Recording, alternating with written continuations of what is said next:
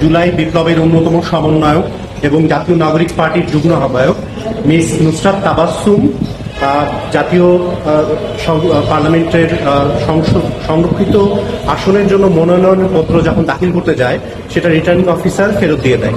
তো এর পরিপ্রেক্ষিতেই 19 মিনিট দেরি করার জন্য আসলে এই মনোনয়নপত্রটি ফেরত দেওয়া হয়। তারপরে তিনি একটি দরখাস্ত করেন যে এইটি যেন বিবেচনায় নেওয়া হয়, যেহেতু বিভিন্ন কারণে তিনি দেরি করেন।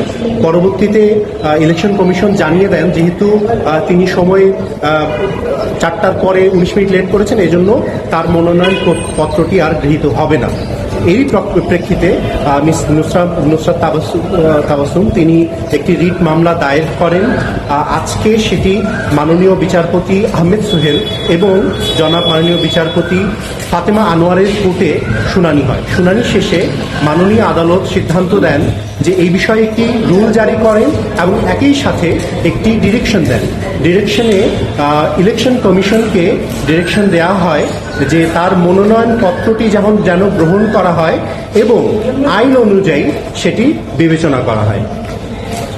আপনি কি বলেছিলেন? আপনার কোর্টে কি আমাদের বেসিক্যালি যে আর্গুমেন্টটা ছিল, যে আইনটি আছে 2004 সালের, এই আইনের 6 ধারায় টাইমের কথা উল্লেখ নেই, এখানে নির্দিষ্ট দিনের কথা উল্লেখ আছে।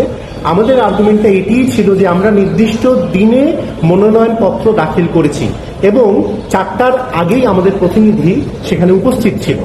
এছাড়াও এখানে আরেকটি বিষয় ছিল যে সময়ের বিষয়টা, এখানে যেহেতু লিবারেলি এর আগে অনেকবারই আদালত গ্রহণ করেছে, আমরা জানি অন্য এক মাননীয় আদালতের বিভিন্ন বেঞ্চ বিভিন্ন সময়ে এ বিষয়ে সিদ্ধান্ত দিয়েছেন এবং বিগত যে জাতীয় ইলেকশন হলো সেখানেও কয়েকজন প্রার্থী 5 মিনিট বা কিছু সময় পরে তারা মনোনয়নপত্র দাখিল করেছে, কিন্তু আদালতের আদেশে পরবর্তীতে মনোনয়নপত্রটি গ্রহণ করা হয়েছে এবং সেটি বাছাই করা হয়েছে। ওকে, ঠিক আছে।